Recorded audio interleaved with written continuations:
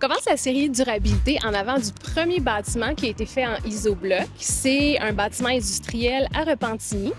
Comme vous voyez, il est très long et très grand. C'est les premiers propriétaires de isobloc qui ont construit ça pour eux-mêmes. Venez voir ça. Vous imaginez comment c'est symbolique quand même d'être devant le premier bâtiment fait en isobloc, puis qu'on a la chance d'être juste à côté au Québec pour voir ça de plus près. Ça, c'est du 6 nervures. On n'en fait plus. C'est quelque chose qui était à la mode dans les débuts de... Mais tu vois, c'est un bâtiment, il est droit, là. Il est joli. On va aller voir de plus près. Ils ont mis les isoblocs un par-dessus l'autre en damier.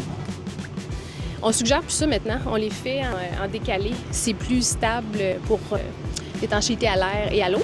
Et le premier bâtiment, mais on voit qu'il a parfaitement passé à travers le temps. Comme on dit tantôt, c'est plus à la mode les 6 nervures, mais côté durabilité, clairement, on a un exemple frappant là, de stabilité dans le temps. Là, on va vous montrer que c'est un très grand building. On va le marcher au complet.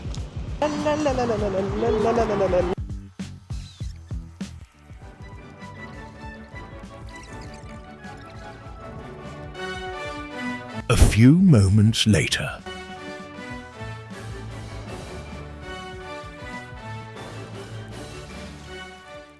On a fini notre marche. On a terminé de marcher la bâtisse. Aujourd'hui, on va aller voir 4 bâtiments sur la rive nord. On vient de voir le premier qui était Repentigny. On s'en va...